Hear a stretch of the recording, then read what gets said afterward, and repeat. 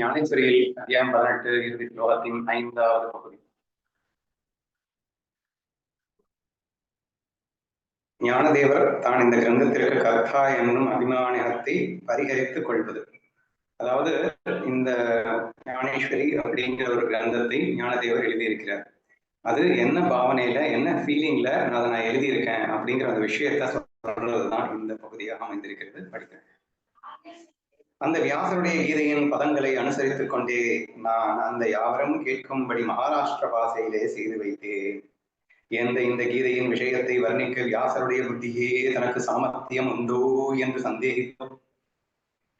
அந்த விஷயத்திலே நானும் வாய் திறந்து பிதற்றினேன். வியாசர் என்ன சொல்லியிருந்தாரோ அப்படின்னா, வியாசர் தான் அந்த பகவத்கீதை எழுதினார் இல்லையா? அந்த வியாசர் எழுதின அந்த பகவத்கீதையை அனுசரித்தே அப்படின்னா, நான் இஷ்டத்துக்குலாம் எதுவும் எழுதுறப்பா, அப்படியே அந்த பகவத்கீதையில அந்த வியாசர் எழுதின அந்த கீதையே தான் அனுசரித்தானா அதையே தான் நானும் எழுதினேன் அப்படின்னு அர்த்தம். சரியா? அப்படின்னு சொல்லிட்டு ஆக்சுவலா நமக்கு அடிக்கடி நாம சொல்லிட்டு இருக்கோம், பாவார்த்த தீபிகா என்று இன்னொரு பெயர் உண்டு. இதுக்கு ஞானேஸ்வரிக்கு அப்படின்னா என்ன அர்த்தம்? வார்த்தை அப்படிங்கிறதுக்கு ஒரு அர்த்தம் இருக்கலாம். ஆனா அதே வார்த்தைய நாம என்ன பாவத்துல உச்சரிக்கிறோமோ அதுக்கேற்ற மாதிரி அந்த அர்த்தமே மாறி. சரியா? சோ அதாவது என்ன சொல்றது, எக்ஸாம்பிள், ஒரு காதலன் காதலியை கொஞ்சும் போது கல்லி என்று கொஞ்சுகின்றான். சரியா? அப்ப அவனுடைய உச்சரிப்பு பொறுத்து அது அன்பாக மலர்கிறது. ஆனால் அந்த இடத்துல அவன் அதையே ஒரு ஆக்ரோஷமாக திட்டாக அவன் சொல்லும் போது, இப்போ பதத்தில் அன்பு வெறுப்பு அப்படிங்கிறது ஆப்போசிட்டான வேர்ட்ஸ். ஆனா ஒரே வேர்ட்ல நம்ம ரெண்டையுமே பிரசன்ட் பண்ண முடியுது அப்படின்னு பார்க்கணும். இந்த வே ஆஃப் பிரசன்டேஷன் அப்படின்னா பாவம். இப்போ ஒரு வார்த்தையை என்ன பாவத்துல நீ சொல்ற, என்ன பாவத்துல சொல்றங்கிறத வச்சுதான் அதனுடைய மீனிங் சரியா போக முடியும். வெறும் வார்த்தையை மட்டும் வச்சு பார்த்தீங்கன்னா அது மீனிங் கரெக்டா இருக்குன்னு சொல்ல முடியாது. அப்ப அது என்ன பாவத்தோடு சொல்லப்பட்டது என்பது ரொம்ப முக்கியம். அதனால கண்ணன் ஒவ்வொரு பதத்தையும் எந்த பாவத்தோடு அவன் சொன்னான் என்பதை ஞானதேவர் இங்கே சொல்லுகின்றார். அதனாலதான் அதுக்கு பாவ அர்த்த தீபிகா அப்படின்னு பேரு. சரியா? சோ இங்கே கண்ணனின் மனதை அனுசரித்து கண்ணன் என்ன நினைச்சுக்கிட்டு சொன்னானோ அந்த விஷயத்துல நான் இந்த இடத்துல சொல்லியிருக்கேன் அப்படிங்கறதுதான் சொல்ல வைக்க வர்றாங்கன்றத புரிஞ்சுக்கணும். ஓகேவா?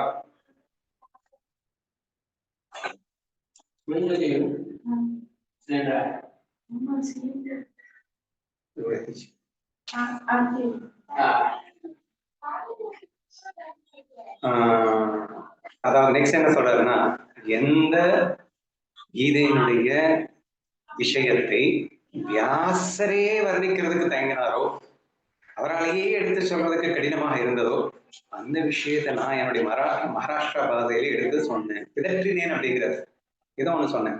ஆனால் அந்த பிதற்றலையும் கீதை என்னும் அந்த நாயகி என்னை அதையும் ஏற்றுக்கொண்டாள் அப்படிங்கிறது ரொம்ப முக்கியமான விஷயம். அது படிக்கிறேன், படிச்சுட்டே சொல்றேன்.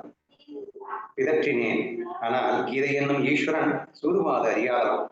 அவன் வியாசர் வாக்கால் ஏற்பட்ட புஷ்பமாலையை தரித்துக் கொண்டு என்னுடைய உடலையும் வேண்டாம் என்று சொல்லாமல் அங்கீகரித்துக் கொண்டான். வியாசர் கீதையின் ஈஸ்வரனுக்கு புஷ்பமாலை போட்டார். அவருடைய அந்த பகவத்கீதை என்பது புஷ்பமாலை. அப்படியே இவரும் சேர்ந்து அந்த ஈஸ்வரனுக்கு புஷ்பத்தை போடுறாரு. அந்த புஷ்பத்தையும் அந்த ஈஸ்வரன் கீதையின் ஈஸ்வரன் அங்கீகரித்துக் கொண்டான். அப்படின்னா அந்த கீதையே தான் இது அப்படிங்கிறத அங்கீகாரமாக நீங்கள் எழுத வேண்டும் அப்படின்னு அர்த்தம். சரியா? ஏன்னா அங்கீகரித்துக் கொண்டான் இவரே சொல்லிட்டாரு, ஈஸ்வரன் அங்கீகரித்துக் கொண்டான், என்னையும் அங்கீகரித்துக் கொண்டான் அப்படின்னு நீங்க பார்க்காதீங்க. பகவத்கீதை தான் இதுவும் அப்படின்ற ஒரு ஃபீலிங்ல தான் நீங்க அதை படிக்கணும் அப்படின்னு சொல்றாரு. பார்க்கடல் தன் கரைக்கு அணை கொடுத்து ஃபுல்லா அடுத்து ஃபுல்லா இதே விஷயத்துக்கு எக்ஸாம்பிளுங்க. அதாவது ஒரு பெரிய விஷயம் ஒண்ணு நடந்துட்டு இருக்கும்போது கூடவே ஒரு சின்ன விஷயமும் சேர்ந்து நடந்தா அதை ஏத்துக்கிறது இல்லையா அப்படிங்கிறது விஷயம். அதாவது புஷ்பமாலை போட்டாதான் ஈஸ்வரன் ஏத்துப்பானா, பூக்களை போட்டா அவன் ஏத்துக்குவானா, ஈஸ்வரன் ஏற்றுக்கொண்டான் அப்படிங்கிற விஷயத்துக்கு எக்ஸாம்பிள்ஸ் நிறைய எடுக்கிறாரு.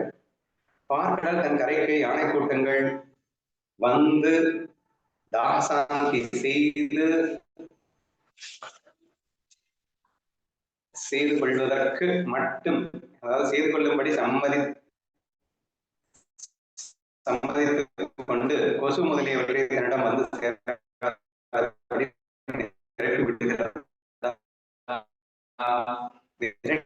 திருப்பி விடுகிறதா? அதாவது பார்க்கடல் உங்களுக்கு தெரியும், யானை கூட்டங்கள் வந்து மட்டும்தான் அதுல வந்து அதுல பிடிக்கக்கூடாது. பார்க்கடல் அது விரட்டமா போகுது. இப்ப இந்த இடத்துல பார்க்கடல் அப்படிங்கிறது இது என்னும் ஈஸ்வரன் அப்படின்னு புரிஞ்சுக்கணும். இந்த இடத்துல யானை அப்படிங்கிறது நம்ம வியாசர், ருஷுங்கிறது நம்ம ஞானதேவர். எக்ஸாம்பிள் சொல்றது அந்த எக்ஸாம்பிள்ஸ் எல்லாம் நன்றாய் பறக்க சக்தியற்ற பட்சிகளும் ஆகாசத்தில் தான் சென்றிருக்கின்றன. அதிவேகமாக பறக்கும் சக்தி படைத்த கருடனும் அதே ஆகாசத்தில் தானே செஞ்சிருக்கின்றன. புரிஞ்சுச்சா? ஆகாயங்கிறது இது என்னும் ஈஸ்வரன், அதில் பெரிய பருந்து அப்படிங்கிறது நம்ம வியாசர். ஆனா குட்டி குட்டியா அங்கங்க சின்ன சின்ன பறவைகளும் வந்துட்டுதான் இருக்கு, அது நம்ம ஞானதேவரா. சரியா? நெக்ஸ்ட், ராஜஹம்சம் பூமியில் ராஜஹம்சம் பூமியின் மேல் மிக அழகாய் நடந்தார். வேறொரு நாளையும் அந்த பூமியின் மேல் நடக்கக்கூடாதா என்ன? சரியா? பூமிங்கிறது இப்ப ஈஸ்வரன், ராஜஹம்சம் வியாசர், மற்ற குட்டி அப்படிங்கிறாரு. ஒரு குலத்தின் என்று ஒரு கவசம், ஒரு கலசம் தனக்குள் மிகுந்து நீரை நிரப்பி வைத்துக் கொண்டு வெளிப்பட்டால் உள்ளங்கை தன்னளவுக்கு தக்கபடி கொஞ்சம் நீரை ஏந்தி கொண்டு வெளிப்பட கூட ஒரு குளத்துல போறீங்க, ஒரு நிறைய ஒரு குடத்தை அப்படி தண்ணியா மொண்டுட்டு நீங்க போயிடுறீங்க. இன்னொருத்தன் போயிட்டு ஒரு கையில இப்படி மோந்தா அந்த குளம் போகுது. பெரியவர்களுக்கு மட்டும்தான் இது அப்படின்னு என்ன, சின்னவர்களுக்கு போன்றவர்களுக்கு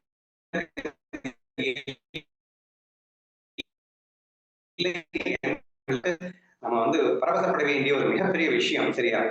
இங்க ஆக்சுவலா ஈஸ்வரனே தான் ஞானதேவர், கண்ணனே. இங்கே வாழும் காலம் மட்டும் அவன் ஒரு தன்னை எந்த அளவிற்கு ஒரு பக்திக்காக அவன் அர்ப்பணித்து விட்டிருக்கின்றான். ஞான பக்தன் நாம் ஞான தேவன் என்பதை இதனை எப்படிங்க சொல்ல முடியும்?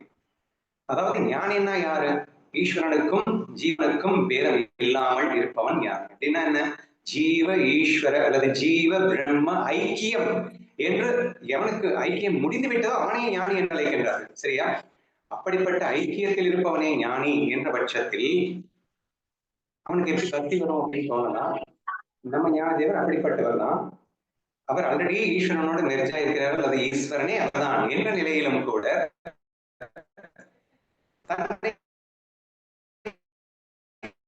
எந்த அளவிற்கு அவர் இறக்கி பேசுவதற்கு காரணம் அந்த பக்தி பந்தாடும் அந்த பக்தியில் இருக்க வேண்டும். அதனாலதான் ஞான பக்தனை ஞானதேவருக்கு ரொம்ப ரொம்ப பிடிக்கும். அதாவது 4 வகை பக்தர்கள்ல 4வது வகையான ஞான பக்திக்கு அவர் ரொம்ப இம்பார்ட்டன்ஸ் ப்ரிஃபரன்ஸ் கொடுத்து சொல்றாரு. எனக்கு அவன் ரொம்ப பிடிக்கும்னு ஒரு வார்த்தையிலே சொல்லி காட்டுறாருங்க. பின்ன இவர் மட்டும் எப்படி இருப்பாரா? அப்படித்தானே இருப்பாரு. சோ ஞான பக்தன் என்பதை இதை விட எப்படி சொல்ல முடியும்? So even though philosophically he knows that everything is one, அதாவது அனைத்து, சரியா? அந்த உணர்வோடு வேண்டும் என்ற அந்த பாவத்தை தான் நீங்கள் இங்கே பார்க்க வேண்டும்.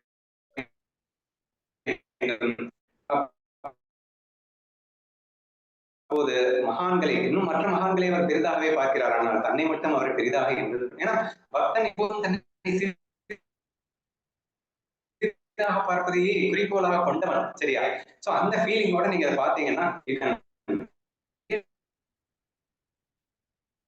feel amazing about the ஞானதேவா. ஒரு குலத்தின் என்று அது ஃபைனல் எக்ஸாம்பிள் வந்து ஒரு குளத்துல தண்ணி மோண்டு, அது வந்து குளம் அப்படிங்கிறது இங்க ஈஸ்வரன், பெரிய குளமா மோண்டு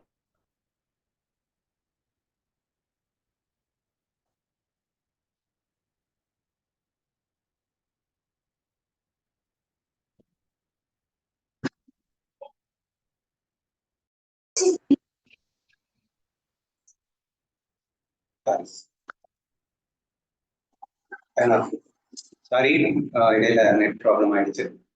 கண்டினியூ பண்றேன், கேளுங்க.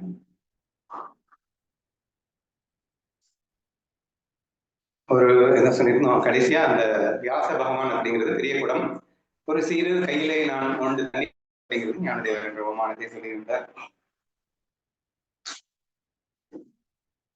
ஒரு குலத்தின்று ஒரு கவசம் தனக்குள் மிகுந்த நீரை நிரப்பிக் கொண்டு அது சொல்லியாச்சு. நெக்ஸ்ட், தீவட்டி தன் பருமனுக்கு தக்கபடி வெறுத்த பிரகாசத்தை வகித்துக் கொள்ளக் கூடாதா? அதாவது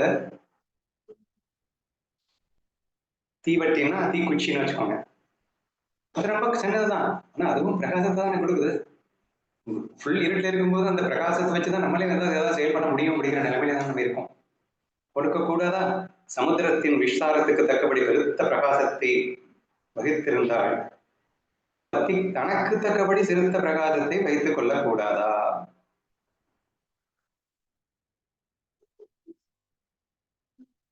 அதாவது பெரிய பிரகாசமா நான் இல்லைன்னா கூட ஒரு சிறு பிரகாசமா நான் இருக்க முடியாதா என்று ஞானதேவர் தான் எழுதிய அந்த கிரந்தத்தை அந்த ஈஸ்வரன் அங்கீகரித்து விட்டான் என்ற அந்த பெருமையில் தன்னை இத்தனை சிறியோன் என்று தன்னை தாழ்த்தி கொண்டு அந்த பக்தன் பகவான் அந்த பரவசத்தை இங்கே வெளிப்படுத்துகிறார் என்பதை நீங்கள் புரிந்து கொள்ள வேண்டும். இரண்டாவது, அந்த பகவத்கீதையே தான் நான் எதுவாக அவருடைய பாவத்தை தான் இங்கே பிரசன்ட் செய்திருக்கின்றேன், அதனால் இதை வேறொரு கிரந்தமாக நினைக்க வேண்டாம் அப்படிங்கிறதையும் இங்கே சுட்டி காட்டியிருக்கிறார். இனி அடுத்து அதை தான் கண்டினியூ பண்றாரு. சமுத்திரத்தின் விஸ்தாரத்துக்கு தக்கபடி ஆகாசம் அதில் விஸ்தாரமாக பிரதிபிம்பித்தார். அந்த ஆகாசமே சிறு குட்டையின் சிறுத்து பிரதிபிம்பதில்லையோ அப்படின்னு கேட்கிறார். சமுத்திரம் எவ்வளவு பெரிய விஸ்தாரமானதுன்னு எல்லாருக்குமே தெரியும். விஸ்தாரத்திற்கு தக்கபடி ஆகாசம் அதில் விஸ்தாரமாக பிரதிபிம்பித்தால் ரெஃப்ளெக்ட் ஆகுது. அது சமுத்திரத்துல மட்டும்தான் ரெஃப்ளெக்ட் ஆவேன், ஒரு சின்ன குட்டை இருந்தா அதுல வந்து அந்த ஆகாயம் ரெஃப்ளெக்ட் ஆக மாட்டேன் அப்படின்னு சொல்லுவாங்க. எங்கேயும் ஆகாயம் என்பது ஈஸ்வரன், சமுத்திரம் என்பது வியாசர், சிறுகுட்டை என்பது ஞான தேவன் என்று எத்தனை எத்தனை உபமானங்களில் அவர் வர்ணித்துக் கொண்டு வருகிறார் என்பதை கவனியுங்கள். சோ இங்க ரெஃப்ளெக்ஷன் ஆஃப் ஸ்பேஸ் அப்படிங்கிறது நீங்க கன்ஃபியூஸ் ஆக வேணாம். நீங்க இன்ஃபேக்ட் அந்த மேகம் இதெல்லாம் கூட எடுத்துக்கோங்க. அப்போ அது என்ன ஆகாயம் ரெஃப்ளெக்ட் ஆகுதுங்கிறது மேகத்தை வச்சுதான் நம்ம தெரிஞ்சுக்க முடியும். அப்போ கடல்ல அது ரெஃப்ளெக்ட் ஆகுது. அதே மாதிரி குட்டையிலையும் பாத்தீங்கன்னா ரெஃப்ளெக்ட் ஆகிட்டு தான் இருக்கு. அப்போ இங்க மட்டும் தான் ரெஃப்ளெக்ட் ஆகும், இங்க ரெஃப்ளெக்ட் ஆக மாட்டேன் என்று அது சொல்லவா போகுது?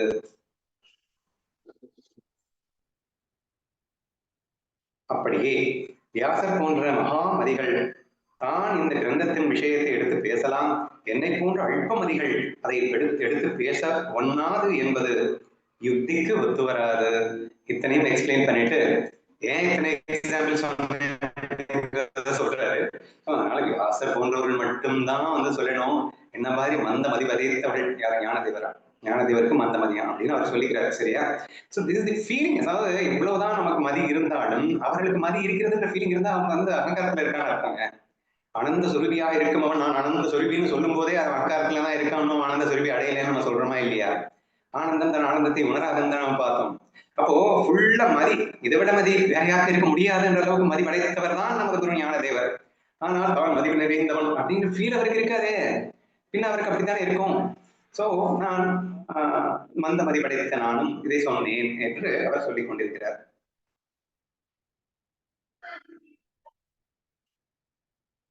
சோ அவர் வியாசர் மட்டும்தான் சொல்லணும், நான் சொல்லக்கூடாதுன்னு ஒண்ணு இல்லை. எந்த சமுதிரத்தில் மந்திர பர்வதம் கூட பெருத்த ஜலஜந்துக்கள் சந்திருக்கின்றனவோ அதே சமுதிரத்தில் சிறு மீன்கள் நீந்தி விளையாடுவது இல்லையா? என்ன எக்ஸாம்பிளுங்க? சோ இப்ப சமுத்திரம் வந்து ஈஸ்வரன், அங்க வந்து பெருத்த ஜலஜந்துக்கள் திமிங்கலம் அப்படிங்கிற மாதிரி பெரிய பெரிய சுறா மீன்கள் அப்படின்றது வியாசர். சரி, அவர் மட்டும்தான் நீந்தணும், ஏன் என்ன மாதிரி குட்டி குட்டி மீன்கள் நீந்த கூடாதா அப்படின்னு மறுபடியும் அந்த எக்ஸாம்பிள்ஸை கண்டினியூ பண்றாரு. ஜலஜந்துக்கள் சந்திருக்கின்றனவோ அதே சமுத்திரத்தில் சிறு மீன்கள் நீந்தி விளையாடுவது இல்லையா? அருணன் சூரியனுக்கு மிக்க நெருங்கி இருக்கின்றவன் ஆகையால் அவர் மாத்திரம்தான் சூரியனை பார்க்கிறான், பூமியில் உள்ள எறும்பு முதலிய அழுப்ப பிராணிகள் அவனை பார்ப்பதில்லை என்பது உண்டா? சூரியன் வந்து எல்லாரும் தான் பார்த்துட்டு இருக்காங்க. அது குட்டி எறும்பா இருந்தாலும் சரி, எவ்வளவு பெரிய ஆளா இருந்தாலும் சரி, எல்லாருக்கும் தானே சூரியன் பொதுவாக இருக்கின்றது என்ற அடுத்த எக்ஸாம்பிள். இக்காரணத்தை கொண்டு பிராகிருதர்கள் அப்படின்னா கல்வி இல்லாதவர்கள் அர்த்தமா ஆகிய நாங்கள் இந்த கீதையை தேச பாசையில் செய்து கொள்வது அனுஷிதம். இது வந்து ஆக்சுவலி வெரி ஃபர்ஸ்ட் டைம் வந்து ஒரு மிகப்பெரிய கிரந்தத்தை சான்ஸ்கிரிட்டை விட்டுட்டு ஒரு நேஷனல் லாங்குவேஜ்ல கொடுத்தது நம்ம ஞானதேவர் மட்டும்தான். ஸோ மகாராஷ்டிரா பாஷையில மராட்டி பாஷையில கொடுத்தது அப்படிங்கிறது இவர் மட்டும்தான். ஸோ அதுதான் இவ்வளவு நேரம் அவர் எக்ஸ்பிளைன் பண்றாரு. தப்புன்னு நீங்க சொல்லாதீங்க, ஏன் தப்பாக முடியும், இந்த ஈஸ்வரன் என்னை ஏற்றுக்கொள்ள மாட்டானா என்று இது சரியே என்பதற்காக அவர் வாதிடுகிறார். இக்காரணத்தை கொண்டு கல்வி இல்லாதவர்களாகிய நாங்கள் இந்த கீதை கல்வி இல்லாதவர்கள் அந்த சான்ஸ்கிரிட் பாஷையை புரிந்து கொள்ள அளவுக்கு கல்வி அறிவு இல்லாதவர்கள் நாங்கள் அப்படின்னு நீங்க எடுத்துக்கோங்க. சரியா? இந்த கீதையை தேச பாஷையிலே செய்து கொள்வது அனுஷிதம் அப்படின்னா தகாத காரியம்னு சொல்லக்கூடாது. சரியா? அன்றியும் தகப்பன் முன் செல்ல அவனை பின்தொடர்ந்து கொண்டு அவன் குழந்தை அடி வைத்து சென்றார். தகப்பன் போய் சேர்ந்த இடத்துக்கே அந்த குழந்தை போய் சேராதா என்ன? அப்படியே வியாசரை பின்தொடர்ந்து கொண்டு பாஷ்யக்காரர் சங்கராச்சாரியார் போன வழியை விசாரித்துக் கொண்டு போய் ஒரு யோகியதை இல்லாத நானும் அப்பெரியவர்கள் போய் சேர்ந்த இடம் சேராமல் மற்றெங்கு போய் சேருவேன். ஃபைனலா என்ன சொல்லி முடிக்கிறாருன்னா, ஆக்சுவலா இந்த மாதிரி அந்த கீதைக்கு வியாக்கியானம் பண்ணுது அப்படிங்கிறது நான் மட்டும்தான் இல்லை, என்னை விட பெரிய பெரியவர்கள் தான் வந்து அந்த கீதைக்கு வியாக்கியானம் சொல்லியிருக்காங்க. அவங்க ஃபாலோ பண்ணிட்டு தான் நான் வந்து இதை பேசியிருக்கேன். ஸோ அதனால என்ன வந்து தப்பு சொல்லாதீங்க, அது அனுஷிதம் தகா காரியம்னு பேசாதீங்க என்று அவர் சொல்ல வருகிறார். ஸோ அவர் என்ன சொல்றாரு அப்படின்னா, வியாசரை பின்தொடர்ந்து பாஷ்யக்காரர்னா கீதைக்கு வியாக்கியானம் செய்தவர். சரியா? வெரி ஃபேமஸ் பாஷ்யக்காரர் வந்து கீதைக்கு யாருன்னா சங்கராச்சாரியார் தான். ஸோ அவர்கள் போன்ற அந்த மகான்கள் செய்ததைத்தானே நான் செய்திருக்கின்றேன். சங்கராச்சார் போன வழியை விசாரித்துக் கொண்டு போய் ஒரு யோகியதையும் இல்லாத நானும் பெரியவர்கள் போய் சேர்ந்த இடம் சேராமல் மற்ற எங்கு போய் சேருவேன். அதை ஃபாலோ பண்ணும்போது நான் மட்டும் அவர்களிடத்திற்கு தானே போய் சேருவேன், நான் வேற எங்கு போய் சேரப் போகின்றேன் என்று இந்த கிரந்தத்தை ஏன் எழுதினேன், எழுதிய நோக்கம் என்ன, என்ன ஃபீலிங்ல எழுதினேன் அப்படிங்கிற அந்த விஷயத்தை இவ்வளவு நேரம் சொல்லியிருந்தாங்க. நெக்ஸ்ட் மகாராஷ்டிரா பாஷையில ஏன் எழுதணும் அப்படிங்கிற விஷயத்தை பத்தி எல்லார்கிட்ட எக்ஸ்பிளைன் பண்றாரு. நாளைக்கு படிக்கிறேன்.